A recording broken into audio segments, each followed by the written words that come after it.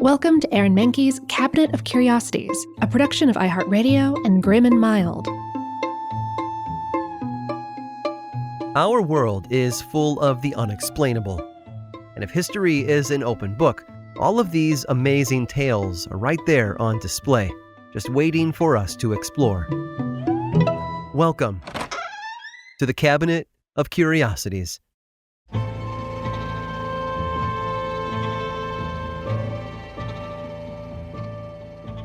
We often use the term ahead of their time to describe people who made great breakthroughs in art or science. Leonardo da Vinci was ahead of his time, as was Galileo Galilei. They're people whose contributions to our world will always be celebrated. But those are the lucky ones. Sometimes being ahead of your time means no one will understand you until long after you're gone. In January of 2004, music historian David Garland aired a special episode of his New York radio show, Spinning on Air. He was interviewing Gene Dici, a former denizen of Greenwich Village in the 1960s. Gene spent a lot of time making amateur recordings of up-and-coming folk and rock musicians. During the show, Gene played an old tape that he'd made of a friend of his in the 1950s, an aspiring folk singer-songwriter named Connie Converse. The music was startlingly modern, sounding like a singer-songwriter, but coming from years before that style was popular. It paired acoustic guitar with Connie's witty, poetic lyrics. The songs were often tinged with a melancholy minor. It sounded like something Bob Dylan or Joni Mitchell would record, just several years before either of them had started writing music. Listeners were hooked, but they walked away from the broadcast with more questions than answers. As Gene explained, the woman who made those haunting songs couldn't be reached for comment, as she had been missing for 30 years. Connie Converse was born Elizabeth Converse on August 3rd of 1924 in Laconia, New Hampshire. She grew up in a religious household with a minister father, but early on began to lean towards a more bohemian lifestyle. In 1945, when she was 21 years old, she dropped out of college to move to New York City. There she started smoking and drinking, writing songs, and going by the name Connie. She was an intensely private person and didn't perform at the coffee shops and speakeasies in Greenwich Village. But she did do small concerts at parties and in friends' living rooms, and gained a fan base among musicians there like future folk star Pete Seeger.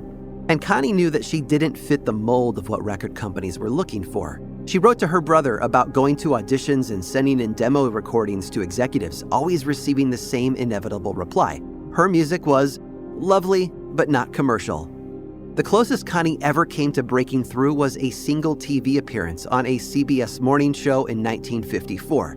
She performed for Walter Cronkite, but still couldn't get a record executive to call her back. After years of rejection, she finally decided to give up on her dream of a music career, and in 1961, she moved in with her brother in Ann Arbor, Michigan. Once there, she quickly found work as an editor for a scholarly journal on conflict resolution. She threw herself into anti-war activism and life at the university. But it must have been difficult to see the explosion of music just like hers in New York, right after she left the city. For example, Bob Dylan moved to New York the same year she left. 2 years later, he had a massive singer-songwriter folk hit with his 1963 album, The Freewheelin' Bob Dylan. Connie worked in Ann Arbor for the next decade or so, her music from her time in New York relegated to tapes that her brother kept in storage. She grew increasingly frustrated with her life there, though, and incredibly depressed. By 1974, she decided to leave. She left a bundle of letters telling her friends and family she was starting a new life, piled all of her possessions into her Volkswagen Beetle, and drove off into the sunset. Now, whether Connie truly did move somewhere else, or had an accident, or ended her own life, Connie's family couldn't tell. Though her brother hired private investigators, he heard no word from Connie for the next 30 years. Not until Gene Dici played her unreleased kitchen recordings on the radio.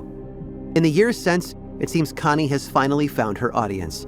After that 2004 radio broadcast, 2 audio engineers approached Gene Dici and were able to release an album of Connie's songs in 2009. And in 2023, a brand new album was released called MAHNKE'S.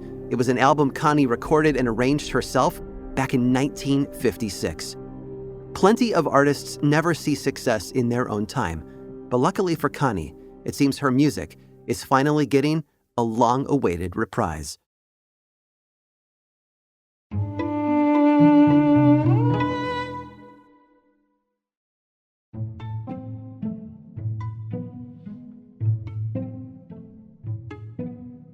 Who doesn't love a good hot shower to kick off the day? Or maybe you're an evening bather. Either way, taking a few minutes to relax and clean our bodies is more than just good hygiene. Research shows that beyond keeping our skin and hair clean from dirt and germs, regular bathing promotes exfoliation, leads to improved sleep, and even has mental health benefits.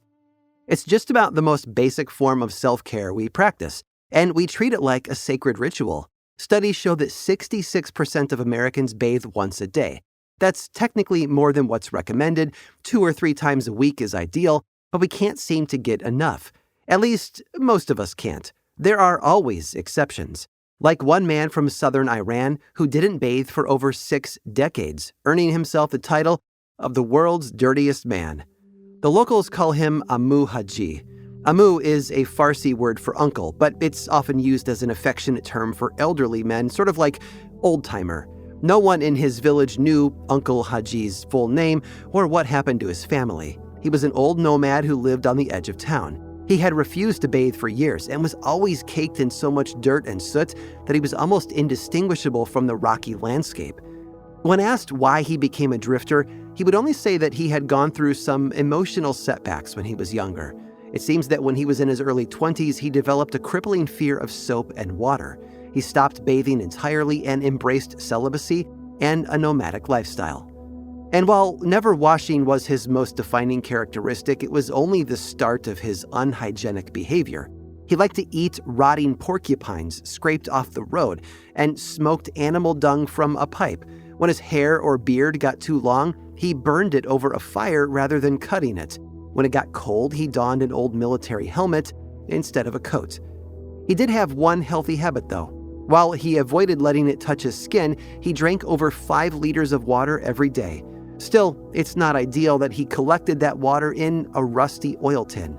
Now, despite choosing to live in isolation, by most accounts, Uncle Haji had a joyful, friendly disposition. The local community tried their best to take care of him, which led to frustrations when he refused to change his ways. He grew irritated whenever people pressured him to stop eating rotten food or drinking filthy water. He did let the villagers build him a cinder block house to live in, but he still preferred to sleep outside in a shallow hole that he had dug in the ground. At one point, a group of young men even captured him and tried to force him to shower, but he narrowly managed to escape. It's tempting to judge someone like Uncle Haji, mostly because of how irrational and uncomfortable his lifestyle seems. Modern science tells us that poor hygiene can lead to all kinds of unwanted conditions, from diarrhea and lice to blindness. And it's not just dangerous. Failing to adhere to social expectations of cleanliness risks driving people away, alienating them from their neighbors. Some psychologists think that what he suffered from was ablutophobia, the irrational fear of bathing and water. Like many anxiety disorders, coming in contact with the subject of the phobia can cause intense, elevated heartbeat, difficulty breathing, and panic attacks. With that in mind, it makes more sense why he might have avoided soap and water for as long as he did. But even if most people would consider his lifestyle irrational, it's hard to argue that it worked for him. In 2022, he finally relented by taking a bath for the first time in roughly 65 years. Only a few months later, he passed away at the extremely ripe old age of 94. I'm not saying that makes him right, but it does make you wonder. It might even get you to forego that daily shower. Maybe just this once. I hope you've enjoyed today's guided tour of the Cabinet of Curiosities. Subscribe for free on Apple Podcasts or learn more about the show by visiting curiositiespodcast.com. This show was created by me, Aaron Mahnke, in partnership with How Stuff Works. I make another award-winning show called Lore, which is a podcast, book series, and television show, and you can learn all about it over at theworldoflore.com. And until next time, stay curious.